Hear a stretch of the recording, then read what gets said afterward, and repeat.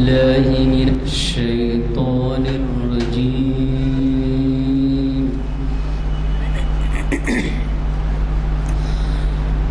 بسم الله الرحمن الرحيم.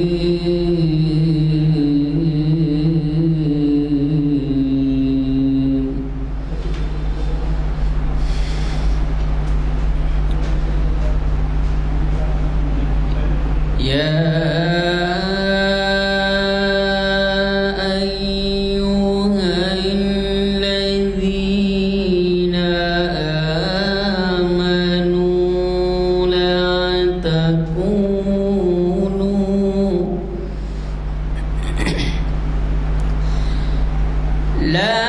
تكونوا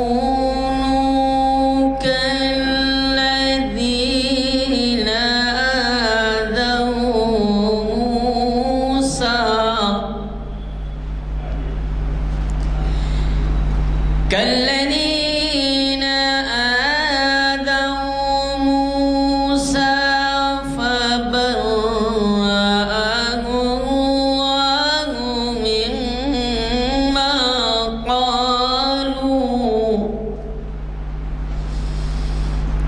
وكان عند الله وجيها.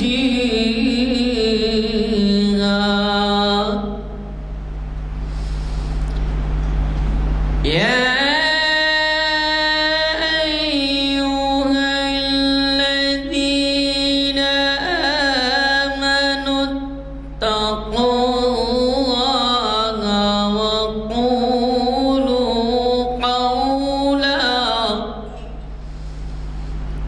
وقولوا قولا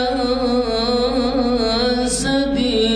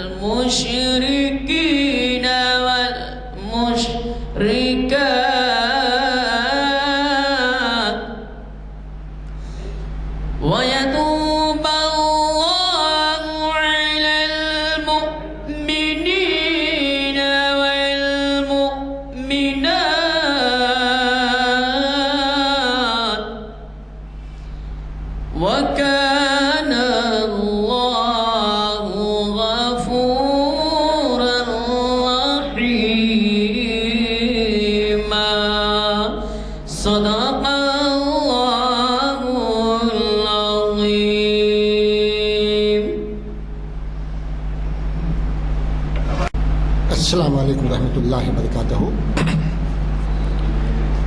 اعوذ باللہ من الشیطان الرجیم. بسم اللہ الرحمن الرحیم. انما المؤمنون اخوة فاصلحوا بین اخویکم واتقوا اللہ لعلکم ترحمون. صدق اللہ العظیم. برادران اکرام، یہ جو آیت میں نے ابھی تلاوت کی ہے یہ سورہ الحجرات کی 10 سے 15 منٹ میں آ رہے ہیں مختصر صاحب سے بات. یہ سورہ الحجرات کی 10ویں آیت ہے. اللہ تعالیٰ اب اس کے اندر کیا فرماتے ہیں اس سے قبل میں آپ لوگوں سے عرض کروں کہ قرآن کی جتنی بھی آیتیں ہیں الحمدللہ ہم لوگ بچپن سے پڑھتے سنتے اور اس پر عمل کرتے ہوئے آ رہے ہیں. یہ جو بھی تلاوت کی جاتی ہے وہ کچھ نئی نہیں ہے آپ لوگوں کے لیے. صرف یہاں پڑھنے کا مقصد آپ کی یادوں کو تازہ کرنا ہے اور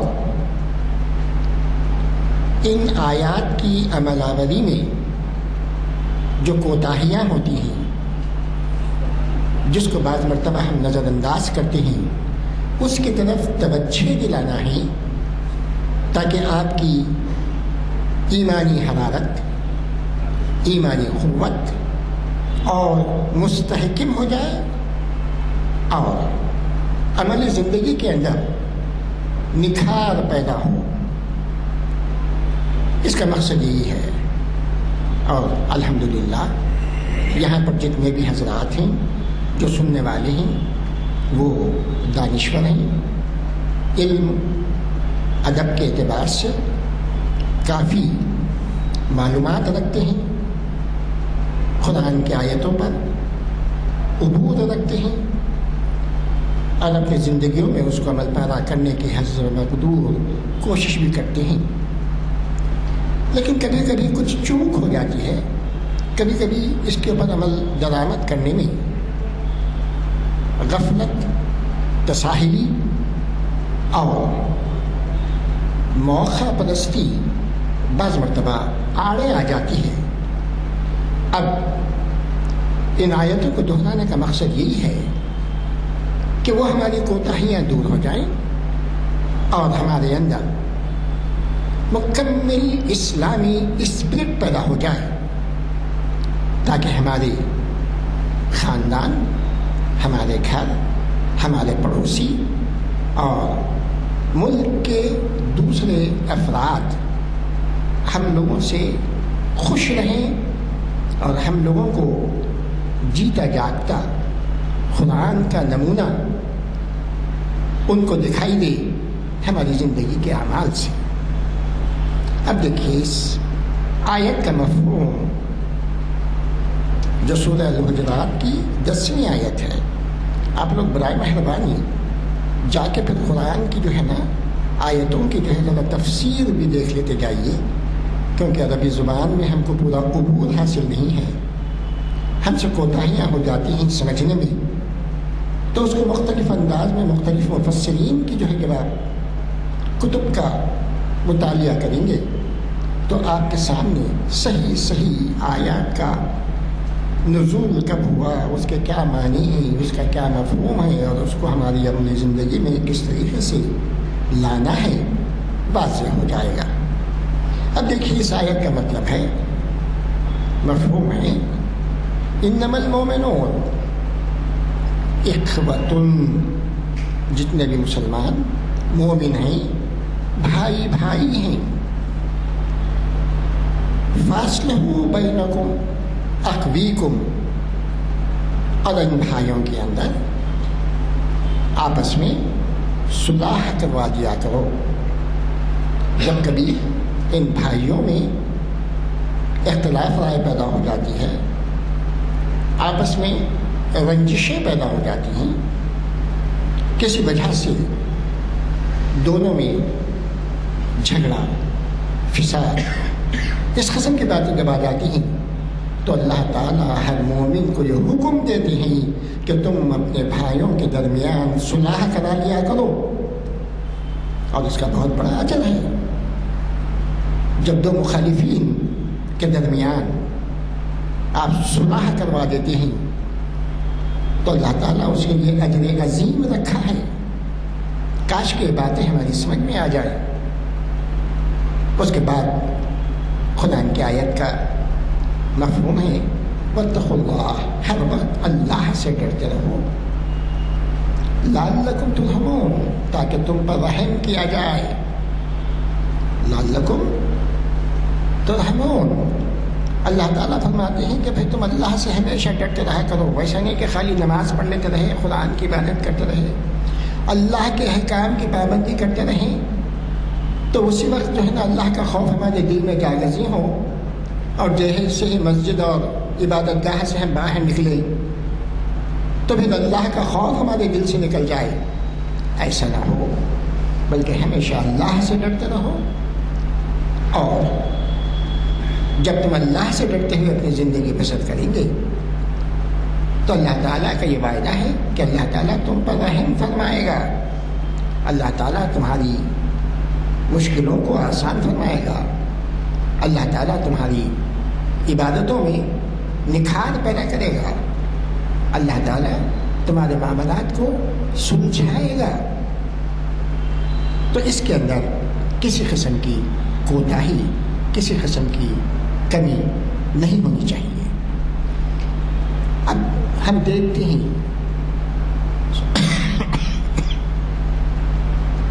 سنتے آئے ہیں، عمل کرتے ہیں کہ ارے بھائی ہر مسلمان، ہر مومن بھائی بھائی ہے، لیکن ہمارا سلوک ہمارے بھائیوں کے ساتھ، ہمارے پڑوسیوں کے ساتھ، قرابت داروں کے ساتھ، پڑوسیوں کے ساتھ، کیا ہمارا کردار مومنانہ بھی ہے؟ اللہ تعالیٰ تو یہ صاف فرماتے ہیں کہ مومن بھائی بھائی ہے، تو پھر اس کے اندر ہم کیا بھائی کا حق ادا کرتے ہیں؟ اب آج کل دیکھیے آپ لوگوں کا مشاہدہ ہے، ہر گھر کے اندر بھائیوں میں اختلاف، بہنوں میں اختلاف، ماں اور باپ کی بے حرمتی، پڑوسیوں سے ناروا سلوک، یہ تو ہماری سرزنش میں لکھ کر دیا گیا ہے، اور یہ بات اس زمانے میں یہاں تک پہنچ گئی ہے، لوگ اتنے نالاں ہیں ہماری ان قرآن کی آیتوں کے اوپر عمل نہ کرنے کی وجہ سے۔ کوئی کرائے کا مکان کوئی مسلمان لینے جائے تو اس کو انکار کر دیتے ہیں، کیونکہ ان کو معلوم ہے کہ یہ لوگ بڑے قرآن کی آیتوں کی مخالفت کرنے والے ہیں، اس کے اوپر عمل پیدا نہیں ہوتے۔ قرآن ایک تعلیم دیتا ہے اور وہ ایک تعلیم کا الگ اثر ظاہر کرتے ہیں،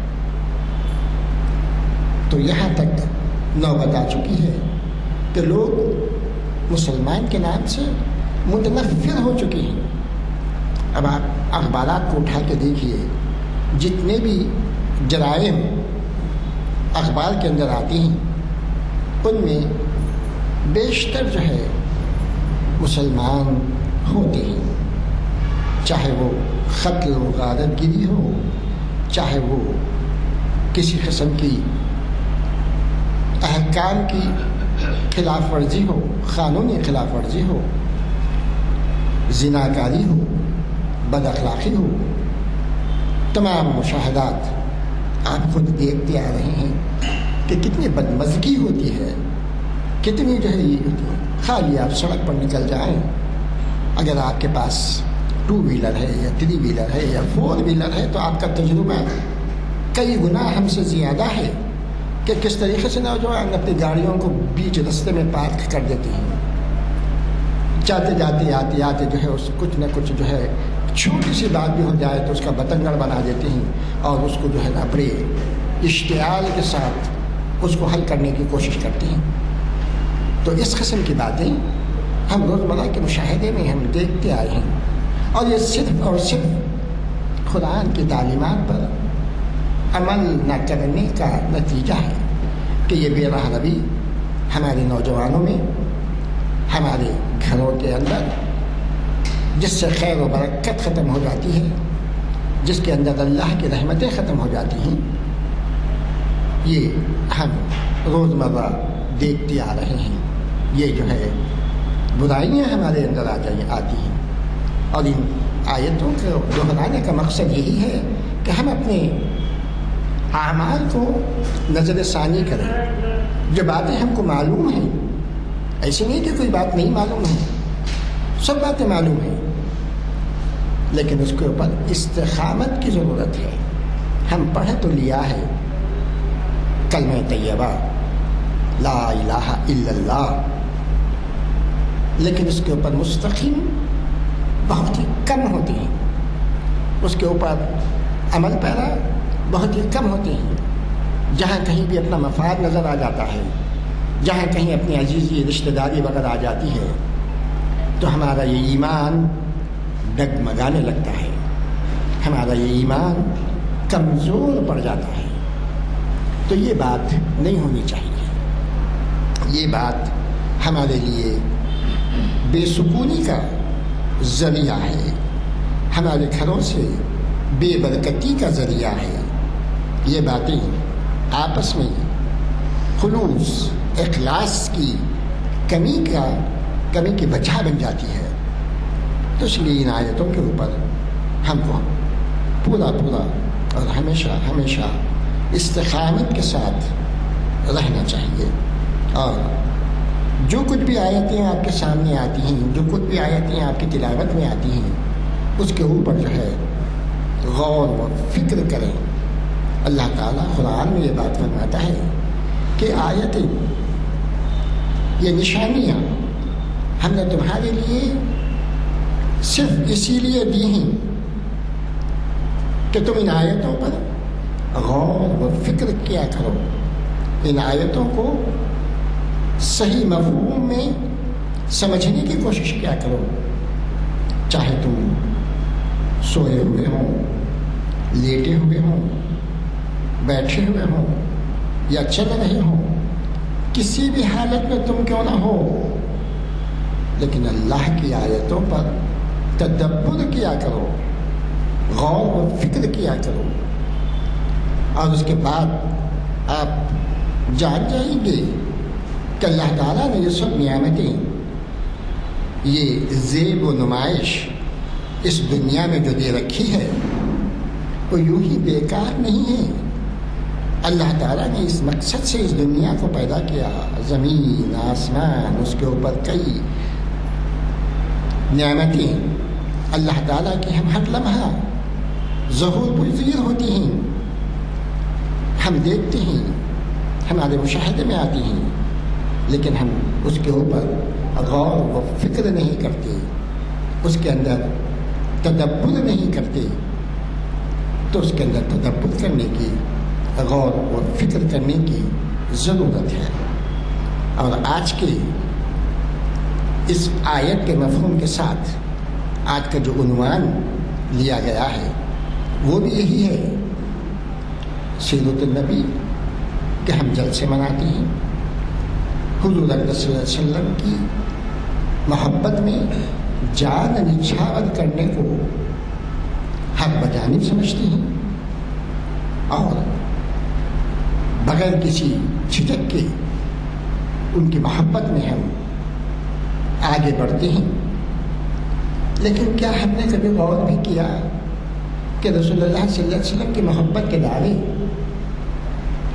کب صحیح ہوتے ہیں، کب اس کی حقیقی شکل، اس کا حقیقی نمونہ سامنے آتا ہے؟ صرف اور صرف آپ کی بتائی ہوئی تعلیمات، آپ کے بتائے ہوئے راستوں پر اگر ہم گامزن ہو جائیں تو یقیناً سیرت النبی کے جلسے، سیرت النبی کے تعلق سے مطالعہ اور حضور اکرم صلی اللہ علیہ وسلم کی محبت میں حق بجانب ہوں گے۔ اب سیرت کا اگرچہ مطالعہ کیا جائے تو کئی ایسے واقعات ہم کو ملتے ہیں جس کے اندر آپ نے اپنے جانی دشمنوں کو بھی بخش دیا، جبکہ ہم اپنے بھائیوں کی غلطی کو، اپنے بزرگوں کی زیادتی کو، اپنے پڑوس والوں کی، پڑوسیوں کی حق تلفی کو نظر انداز کرتے جاتے ہیں، جس کی وجہ سے ہم بڑے بدنام ہو چکے ہیں۔ سیرت النبی کے واقعات میں ایک واقعہ یہ آتا ہے کہ رسول اللہ صلی اللہ علیہ وسلم ایک مرتبہ گزر رہے تھے، آپ نے دیکھا کہ ایک ضعیف عورت ایک بنڈل لیے ہوئے سامان کا کھڑی ہے، وہ جانا چاہتی ہے اپنی منزل کی طرف، لیکن اس کے اس بوجھ کو کوئی اٹھانے والا نہیں تھا۔ رسول اللہ صلی اللہ علیہ وسلم آگے بڑھتے ہیں، اس خاتون کے اس بوجھ کو خود اٹھاتے ہیں اور پوچھتے ہیں کہ بابا تم کو جانا کہاں ہے مائی؟ تو وہ بتاتی ہے کہ مجھے فلاں جگہ پہ جانا ہے، تو بنڈل سر پہ اٹھا لیتے ہیں، رسول اللہ صلی اللہ علیہ وسلم خود اٹھا لیتے ہیں اور اس کو اس کی منزل کی طرف لے جاتے ہیں۔ چلتے چلتے وہ بڑھیا پوچھتی ہے، بابا تم تو بڑے نیک دل انسان معلوم ہوتے ہو، اور تمہارے اخلاق، تمہاری گفتگو بڑی متاثر کن ہے۔ میں نے سنا ہے کہ مکے میں ایک شخص آیا ہوا ہے جس کی باتوں میں جادو ہے، جس کی باتیں پر اثر ہوتی ہیں اور وہ لوگوں کو بہکاتا ہے اور اپنے آبائی جو دین ہے اس سے اس کو گمراہ کرتا ہے۔ چونکہ تم نیک انسان معلوم ہوتے ہو، اس لیے میں تم کو نصیحت کرتی ہوں کہ اس شخص سے تم اپنے آپ کو بچائے رکھو، کیونکہ تم اخلاق میں بڑے اچھے معلوم ہوتے ہو۔ اس کے بعد میں کچھ باتیں ہوتی رہیں، منزل آ گئی اور آپ نے اس کا بوجھ اتار دیا۔ اتارنے کے بعد آپ کو اس خاتون نے پوچھا کہ بابا ذرا اپنا نام تو بتاؤ، تو آپ نے ارشاد فرمایا کہ میں وہی محمد ہوں صلی اللہ علیہ وسلم جس سے ملنے کی آپ نے تنبیہ کی ہے۔ آپ نے منع فرمایا اس شخص سے ملنے کے لیے۔ تو اس نے کہا، خاتون نے کہا کہ تم ہی محمد ہو صلی اللہ علیہ وسلم، تمہارے یہ اخلاق، تمہارے یہ آداب، اور لوگوں نے جو ہے مشہور کر رکھا ہے کہ تم ایک جادوگر ہو، سحر کرتے ہو، لوگوں کے اپنی زبان کے اثرات سے اپنی طرف متوجہ کرتے ہو، یہ سب کیسے ممکن ہے؟ تو آپ نے یہ ارشاد فرمایا کہ نہیں وہ میں ہی ہوں۔ تو بڑھیا بڑی متاثر ہوئی اور وہ ایمان قبول کری کہ جب آپ کے اتنے اچھے اخلاق ہیں تو میں تم پر ایمان لاتی ہوں۔ تو ایسے اشخاص کی کمی ہے جو سیرت النبی کے اخلاق کو، آپ کی تعلیمات کو اپنی عملی زندگی میں لاتے ہوئے روز روشن کی طرح منور ہر مومن بندہ بن جائے، تو پھر کسی کی کیا مجال کہ وہ ہماری طرف بد نگاہی سے دیکھے، ہمارے اخلاق کے اوپر خرف لگائے۔ آئے دن آپ اخباروں میں پڑھتے ہوئے کیوں مسلمانوں کے ساتھ زیادتیاں ہوتی ہیں، کیوں مسلمانوں کا قتل عام ہوتا ہے چھوٹی چھوٹی سی باتوں کے اوپر، کیوں کہا جاتا ہے کہ مسلمانوں کا بائیکاٹ کرو، جبکہ ایک زمانہ تھا مسلمان اتنے طاقتور تھے، مسلمان اتنے اسلام کے اوپر عمل پیرا تھے کہ ان کے اعمال کی وجہ سے، ان کے کردار کی وجہ سے لوگ جوق در جوق اسلام کی طرف راغب ہوتے تھے اور اسلام کی تعلیمات کو جان کر اس کے اوپر عمل پیرا ہونے کی کوشش کیا کرتے تھے۔ ایک واقعے کے اندر یورپی ملک کی ایک خاتون تھی جو جرنلسٹ تھی، جرنلسٹ سمجھتے ہیں نا آپ، اخباری نمائندہ وغیرہ، تو اس جرنلسٹ سے پوچھا گیا کہ بھائی تم کو معلوم ہے اسلام کے اندر عورت کا کیا مقام ہے، عورت کو کس طریقے سے پردوں میں، حجاب میں، چار دیواری میں بند کر دیا جاتا ہے، اور تم اسلام کو قبول کی ہو،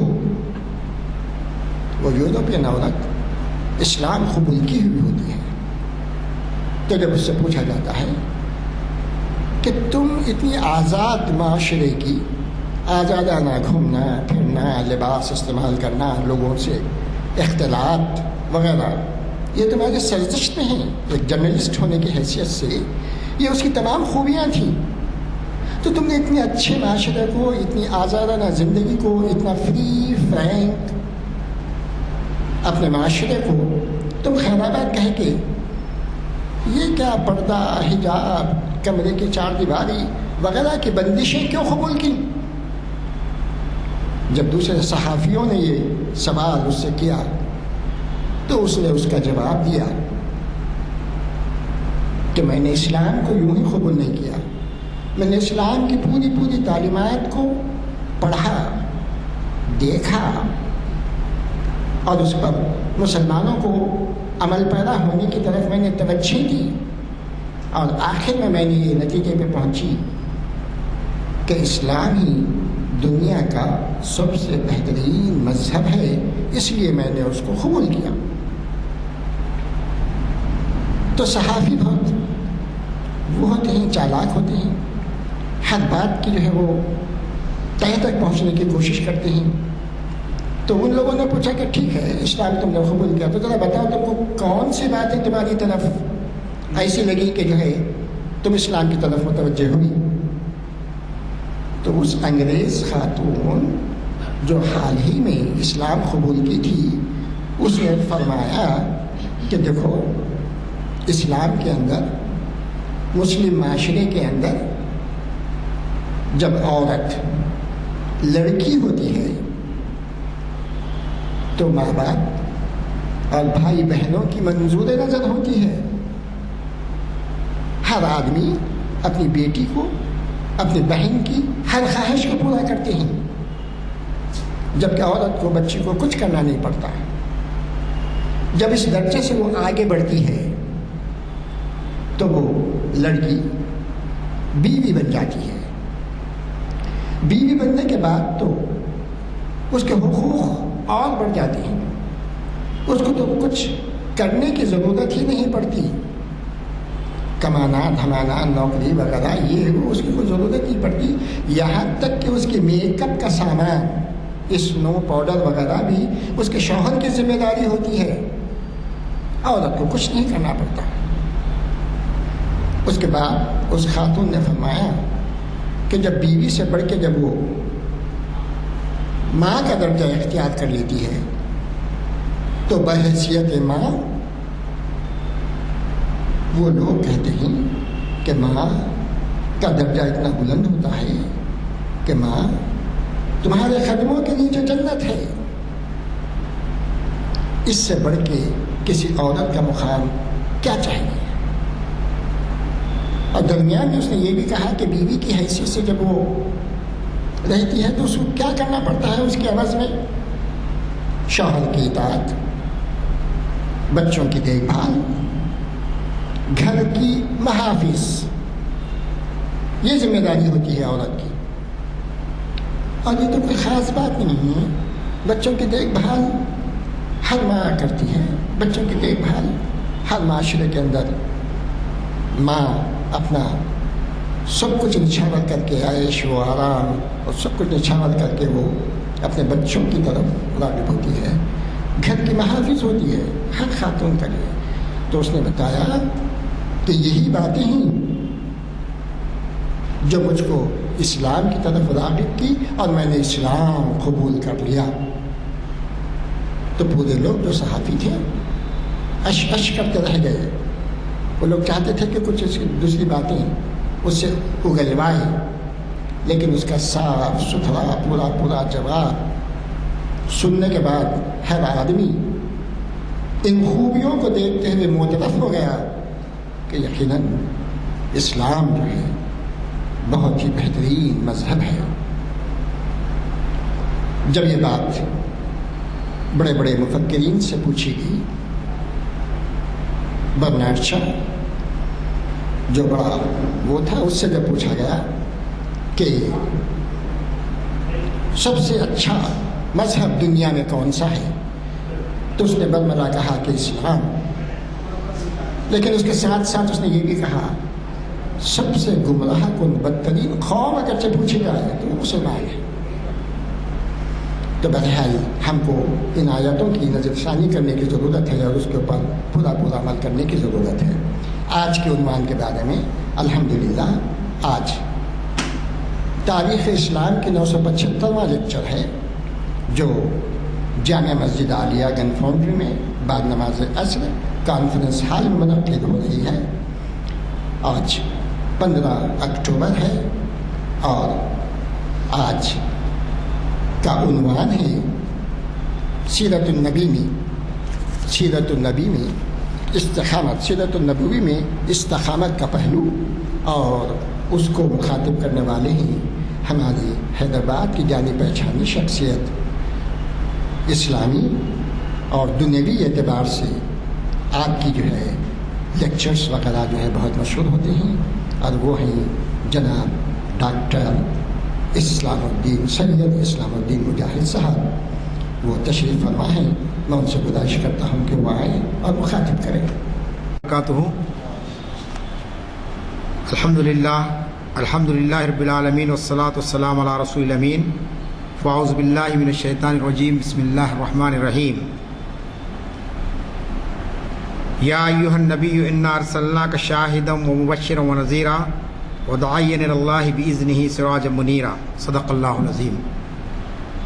ساری تعریف و توصیف اس خالق و کون و مکان کے لیے سزاوار ہے جس نے اس کائنات کو وجود بخشا۔ درود و سلام و تمام انبیاء اور مرسلین اور بالخصوص خاتم النبیین محمد مصطفیٰ صلی اللہ علیہ وسلم پر۔ محترم بزرگوں اور نوجوانوں، آج جو میں نے عنوان تاریخ اسلام کے اس لیکچر کے لیے لیا ہے، جو 975واں لیکچر ہے، اس میں سیرت نبوی صلی اللہ علیہ وسلم کا استقامت کا پہلو۔ ماہ ربیع الاول کا یہ مبارک مہینہ اب چل رہا ہے، اور اس ربیع الاول کے مہینے کے اندر آپ نے سیرت کے بہت سے پہلوؤں پر ہمارے فاضل مقررین کو آپ نے سماعت فرمایا۔ علماء کرام، دانشوران قوم کے بڑے بڑے خطابات اور بڑے بڑے جلسے ہمارے شہر میں ہوئے ہیں، جس میں نبی کریم صلی اللہ علیہ وسلم کی اخلاق حسنہ، آپ کی عائلی زندگی اور دیگر پہلوؤں پر بھی علماء کرام نے اظہار خیال کیا ہے۔ لیکن آج جو میں عنوان لیا ہوں استقامت کا پہلو ہے۔ یہ اس لیے عنوان ضروری ہے کہ موجودہ جو حالات ہیں، ان حالات کے اندر نبی کریم صلی اللہ علیہ وسلم کی زندگی ہمارے لیے کیسے نمونہ بن سکتی ہے۔ ہمارا یہ دعویٰ ہے، ہمارا یقین ہے، یہ ہمارا ایمان ہے کہ رسول کریم صلی اللہ علیہ وسلم ہی ساری انسانیت کے لیے ایک رہنما ہے۔ آپ ہی کی شخصیت ایک مثالی شخصیت ہے، اور آپ ہی کی حیات طیبہ سے ہم مختلف قسم کی رہنمائی حاصل کرتے ہیں۔ تو استقامت کے پہلو میں نبی کریم صلی اللہ علیہ وسلم کی سیرت ہم کو کیا بیان کرتی ہے، مختصر وقت کے اندر میں آپ کے سامنے 2-4 باتیں رکھنے کی کوشش کروں گا، کیونکہ یہ کوئی نیا عنوان نہیں ہے سیرت کا، اور سیرت کا مہینہ چل رہا ہے، ربیع الاول کا مہینہ چل رہا ہے۔ جیسا کہ میں نے کہا، آپ نے بہت سی باتیں سنی ہوگی، لیکن یہ جو نقطہ ہے، یہ جو گوشہ ہے، اس پر ہمارے مقررین اکرام اور واعظین بہت کم گفتگو کرتے رہے ہیں۔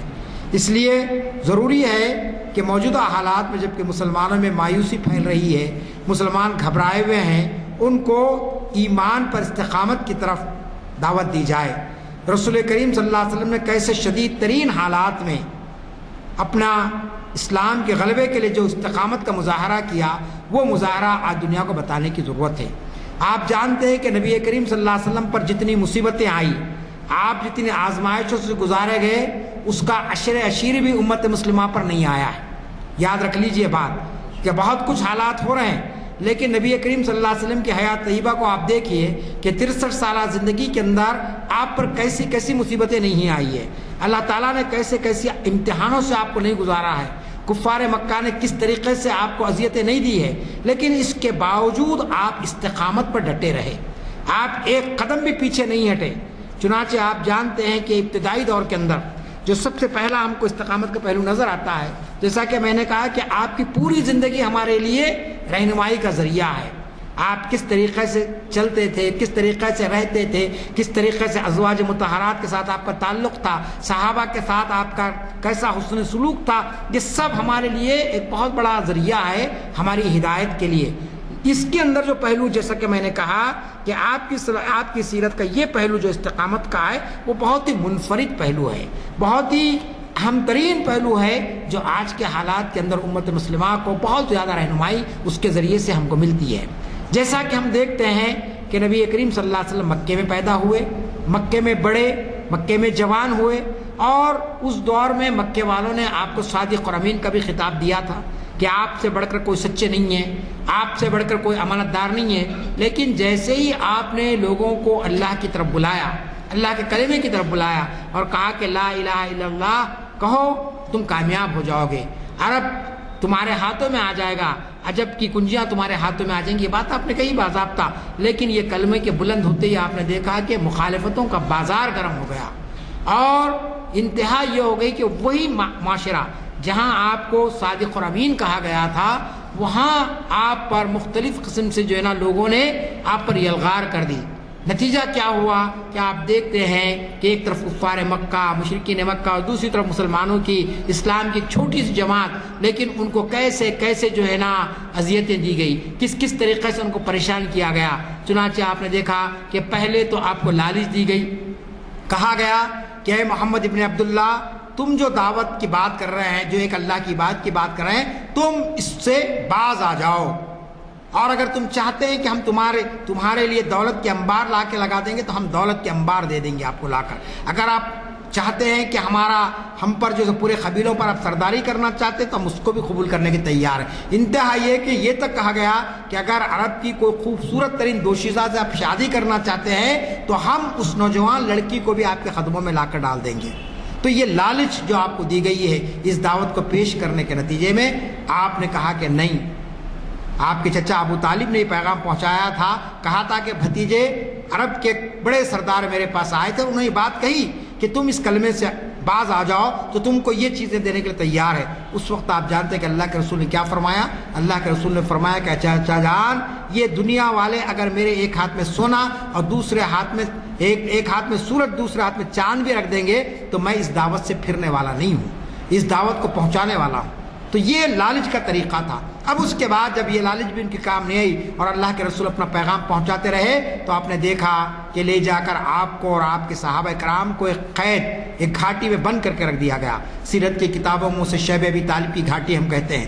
اس گھاٹی کے اندر بند کر دیا گیا، بچے بھی تھے، عورتیں بھی تھے، بوڑھے بھی تھے اس کے اندر، اور یہ جو قید تھی 1-2 مہینے کی نہیں تھی، 3 سال تک مسلسل آپ کو وہاں پر قید کر کے رکھ دیا گیا، مکے سے دور بے آب و گیا ایک وادی کے اندر۔ یہ کیسی آزمائش تھی آپ پر، صرف اس دین کو پھیلانے کے نتیجے میں۔ لیکن مورخ لکھتا ہے کہ کوئی ایک آدمی بھی اپنی دعوت سے ہٹا نہیں، اللہ کے کلمے کو بلند کرنے سے ہٹا نہیں۔ ہر ایک نے کہا کہ جو تکلیف تم دیتے ہیں دے لو، لیکن محمد ابن اللہ کے بیٹے نے جو پیغام لایا ہے، جس دین کی طرف ہم کو دعوت دی ہے، ہم اس کے لیے اپنی جان دے دیں گے۔ تو یہ استقامت کا پہلو سب سے پہلے نبی کریم صلی اللہ علیہ وسلم اور آپ کے صحابہ کرام نے ہم کو بتایا شیب ابی طالب کے اندر، کہ اسلام کی خاطر، اسلام کے غلبے کی خاطر اگر کوئی مصیبت آتی ہے، کوئی پریشانی آتی ہے، تو ایک مومن کا کردار کیا ہونا چاہیے کہ اس کو بخوشی اس کو قبول کرے، اس آزمائش کو۔ اس کے پیچھے اللہ تعالیٰ کی کوئی نہ کوئی حکمت ہوتی ہے۔ اور پھر اس کے بعد آپ جانتے ہیں کہ جب قید شاہد صاحب نکلے باہر، پھر جب دعوت کا آغاز ہوا، مکے والوں نے اور زیادہ آپ کی شدید مخالفت شروع کر دی، اتنی کر دی کہ آپ نے مکے کو چھوڑا اور طائف کا سفر کیا۔ آپ جانتے ہیں کہ جب طائف کو آپ گئے تو عام طور پر ہوتا کیا ہے، کوئی انسان کسی مقام سے کسی مقام کو جاتا اپنے رشتہ داروں سے ملنے، دوستوں سے ملنے، تو لوگ اس کا استقبال کرتے ہیں۔ کوئی بڑا لیڈر جاتا ہے تو اس کو لیے تو پھولوں کے ہار پہنائے جاتے ہیں، قالین بچھائی جاتی ہے کہ صاحب فلاں صاحب ہماری آبادی میں آئے ہیں، ہمارے مہمان ہیں۔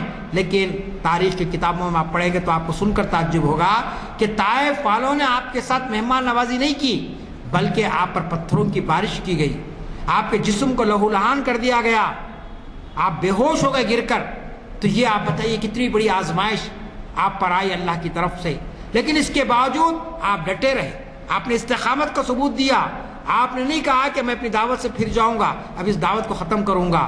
سیرت کی کتابوں میں آتا ہے کہ پہاڑوں کا فرشتہ آیا اور اس نے کہا کہ اے اللہ کے رسول، یہ جو طائف کی قوم آپ کے ساتھ یہ سلوک کر رہی ہے اور آپ جو ہے سب بے ہوش ہو گئے ہیں، آپ کا جسم پورا خون سے نہا گیا ہے، آپ حکم دیجئے ان دو پہاڑوں کو ملا دو تاکہ یہ قوم نیست نابود ہو جائے۔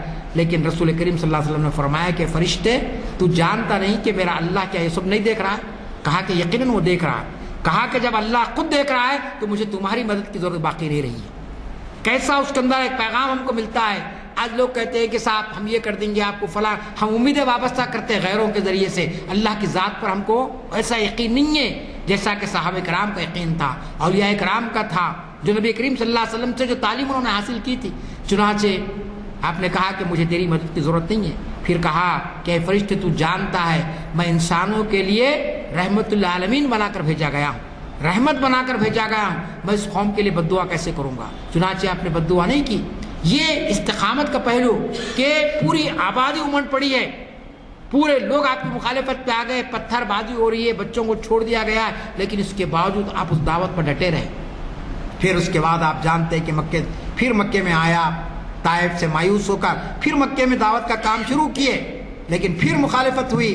نتیجہ یہ ہوا کہ اللہ تعالیٰ کی طرف سے وحی آئی کہ اے نبی صلی اللہ علیہ وسلم، آپ اس آبادی کو چھوڑ کر نکلیے، اب ان کو ان کے حال پہ چھوڑ دیجئے۔ چنانچہ ہجرت کی سفر ہوا۔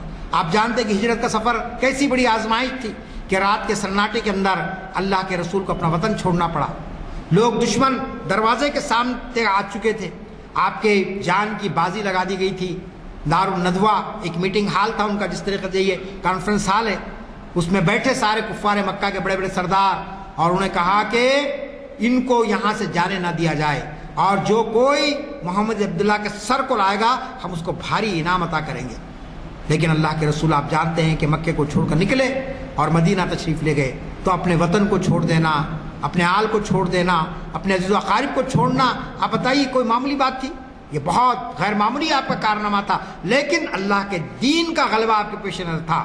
آپ نے مال کو چھوڑا، وطن کو چھوڑا، رشتہ داریوں کو چھوڑا، اور کہا کہ اس دین کو بلند کرنے کے لیے مجھے اس آزمائش کو برداشت کرنا ہے۔ چنانچہ پھر آپ نے دیکھا کہ دوران ہجرت دشمن مقابلہ کر رہا ہے، پیچھا آ رہا ہے، راستے بدلتے ہوئے فلاں کرتے ہوئے آپ جو ہے نا مدینے کو پہنچے۔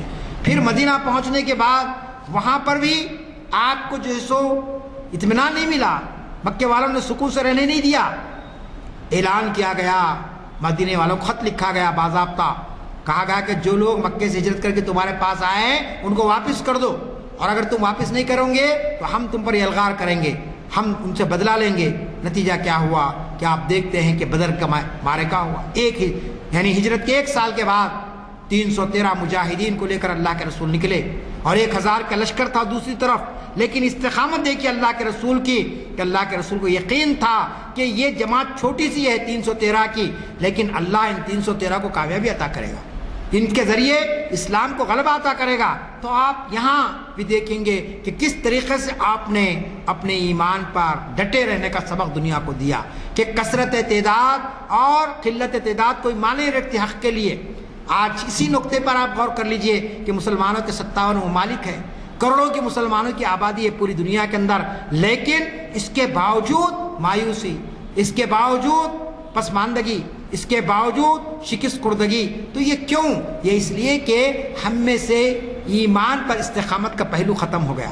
ذری سی آزمائش آ گئی ہم پریشان ہو جاتے، ذرا کوئی جو ہے نا ڈرا دیا دھمکا دیا تو ہم چھوڑ دیتے، دین کا کام چھوڑ دیتے، دین کی بات بتانا چھوڑ دیتے۔ ہمارے اپنے معاشرے کے اندر لوگ سود لے رہے ہیں، ارے بھائی کہیے آپ فلاں صاحب کو، کیا فلاں صاحب تو ارے نہیں صاحب بہت بڑے آدمی ہیں، میں ان کو اگر بولوں گا تو میرا جینا حرام کر دیں گے، فلاں صاحب ایسا غلط کام کر رہے، ظلم کر رہے ہیں محلے کے اندر، کہیے آپ نہیں صاحب نہیں کہہ سکتے ان کو، بہت بڑی سیاسی طاقت ہے ان کے ساتھ، ہم کیا ان کا مقابلہ کر سکتے ہیں؟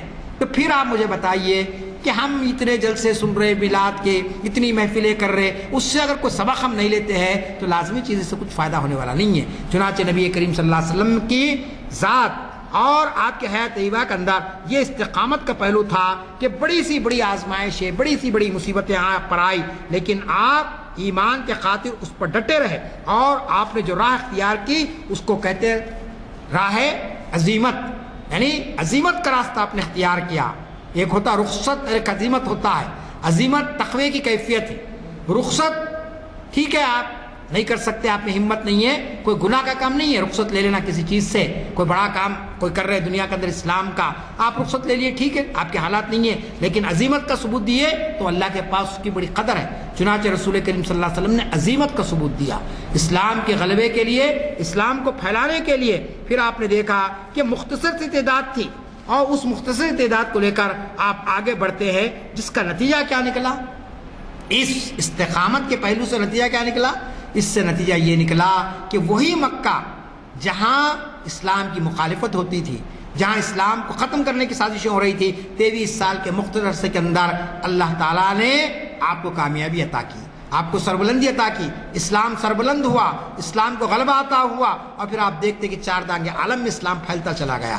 تو یہ استقامت کا وہ پہلو تھا کہ جس کے نتیجے میں اللہ تعالیٰ کی مدد بھی آئی، اللہ تعالیٰ کی نصرت بھی آئی، اور صحابہ کرام نے آپ کا ساتھ دیا۔ اگر نبی کریم صلی اللہ علیہ وسلم استقامت کا ثبوت نہ دیتے تو لازمی چیز ہے کہ یہ دین ہم تک نہیں پہنچتا، ہم تک جو ہے نا اس کا پیغام نہیں پہنچتا۔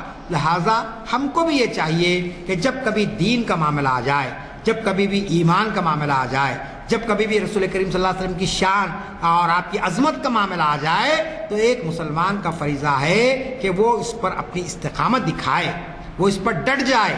مثلاً ایسے حالات تو نہیں پیدا ہوئے، اگر کل حکم آ جائے گا کہ بھائی مسجدوں میں نماز نہیں پڑھنا چاہیے، تو کیا ہم گھروں میں بیٹھ جائیں گے؟ نہیں بیٹھیں گے۔ ایمان کا تقاضا ہوگا، ہم نکلیں گے مسجد کے لیے، ہم کہیں گے کہ ٹھیک ہے آپ ہم کو گرفتار کر لو، ہم کو گولی سے مار دو، لیکن ہم نماز کو نہیں چھوڑ سکتے ہیں۔ کل کوئی یہ کہے گا کہ صاحب رمضان کے روزے نہیں رکھنا ہے اس ملک کے اندر، تو کیا مسلمان خاموش بیٹھیں گے؟ مسلمان نہیں خاموش بیٹھیں گے، کیونکہ ایمان کا تقاضا ہوگا کہ اسلام کے رکن کی حفاظت کے لیے آپ کو نکلنا پڑے گا۔ تو یہ استقامت ہے۔ آج دنیا کے اندر آپ دیکھ رہے ہیں کہ کس طریقے سے، ابھی آپ نے دیکھا کہ کرناٹک کے اندر حجاب کی پابندی کی بات آئی، شکر ہے کہ ایک جج نے اس کی تائید میں بیان دیا، فیصلہ دیا، بیان نہیں، اس نے کہا کہ لڑکیوں کی تعلیم اہم ہے، کسی بھی لباس میں آتے کوئی بات نہیں، وہ ان کا اپنا مذہبی لباس ہے، وہ پہننا چاہتے ہیں پہننے دیجیے ان کو۔ تو آپ کو معلوم ہونا چاہیے کہ اسلامی شریعت ہے، شریعت پر ہم عمل کریں گے، اور شریعت پر عمل کرتے ہوئے کسی کو نقصان بھی نہیں پہنچائیں گے۔ ہم جو ہے نا حکومت کے مشنری میں بھی کوئی جو ہے سو خلل نہیں پیدا کریں گے، لیکن ہمارے اپنے مذہبی فرائض کو ہم ادا کریں گے آزادی کے ساتھ، اس میں ہم کسی چیز کو برداشت نہیں کریں گے۔ یہی چیز ہم کو رسول کریم صلی اللہ علیہ وسلم کی اسوہ حسنہ سے ملتی ہے۔ آپ صلی اللہ علیہ وسلم نے فرمایا کہ من رأى منکرا فلیغیر بیدہ، کہ اگر کوئی انسان کسی برائی کو دیکھے تو اس کو ہاتھ سے روک دے، اگر نہیں روک سکتا فإن لم یستطع فبلسانہ، کہ اس کو اپنی زبان سے روکے، اور اگر زبان سے بھی نہیں روک سکتا ہے تو فبقلبہ، کہ اس کو اپنے دل میں برا جانے۔ ذالک اضعف الایمان، کہا گیا کہ یہ ایمان کا آخری درجہ ہے۔ ایمان کا آخری درجہ کیا ہے؟ کہ کسی برائی کو دیکھنے کے بعد انسان کم از کم اس پر افسوس کا اظہار کرے، اس کا دل ملامت کرے کہ بھئی یہ کیا ہو رہا معاشرے کے اندر۔ اب آپ دیکھ رہے ہیں ہمارا معاشرہ، مسلم معاشرے میں قتل، غارت گری، ظلم، جس کے پاس تھوڑا سی طاقت ہے وہ ظلم کر رہا ہے۔ ہمارے نوجوان کیسے بکھر رہے، کیسے بگڑ رہے۔ ابھی میں جو مجھے تھوڑی تاخیر ہوئی کہ ایک نوجوانوں کا جلسہ تھا کالج کا، بچے تھے 3 سال کی ڈگریز دینے کا تھا۔ ہمارے وزیر داخلہ محمود علی صاحب بھی تشریف فرما تھے، انہوں نے خواہش کی کہ نہیں آپ یہاں تقریر کرنے کے بغیر نہیں جانا، یہاں سے کچھ باتیں آپ بولنا آپ کی ضروری ہے، یہاں کے نوجوانوں کو بولنا آپ کے لیے۔ چنانچہ میں نے یہی بات وہاں کہی نوجوانوں کے سامنے، لڑکیاں لڑکے اساتذہ، بہت بڑا فنکشن تھا خلوت میں آپ کے اردو مسکن میں نے یہ بات وہاں ہی کہی کہ تعلیم تو حاصل ہو رہی ہے، ماں باپ تعلیم دے رہے بچوں کو، لیکن ان کی ایمان کی حفاظت کا آپ کیا ذریعہ اختیار کر رہے ہیں؟ ان کا ایمان کیسے محفوظ رہے گا؟ آج تعلیمی اداروں کے اندر کس طریقے سے حملے کیے جا رہے ہیں ہمارے پاس، قرآن کی جگہ پر بھگوت گیتا پڑھنے کی بات کی جا رہی ہے، اللہ کے سامنے سجدہ کرنے کے بعد سوریہ نمسکار کو سجدہ کرنے کی بات کی جا رہی ہے، اسی طریقے سے یوگا کرنے کی بات کی جا رہی ہے۔ تو ایسے وقت ہماری ذمہ داری ہے کہ ہم ایمان پر اپنی استقامت کا ثبوت دیں۔ رسول کریم صلی اللہ علیہ وسلم کی سیرت سے یہی پیغام ملتا ہے۔ اور آخری بات، قرآن اس کی گواہی دیتا ہے۔ قرآن کیا کہتا ہے؟ ان الذین قالوا ربنا اللہ ثم استقاموا تتنزل علیہم الملائکۃ الا تخافوا ولا تحزنوا وابشروا بالجنہ، کہ اے نبی صلی اللہ علیہ وسلم آپ ان لوگوں سے کہہ دیجئے جو لوگ قالوا، ان کیا کہتے ہیں؟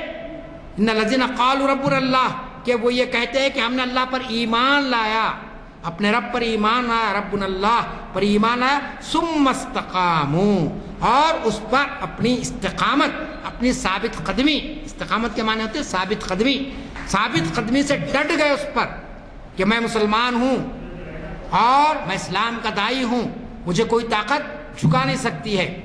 اور ان الذین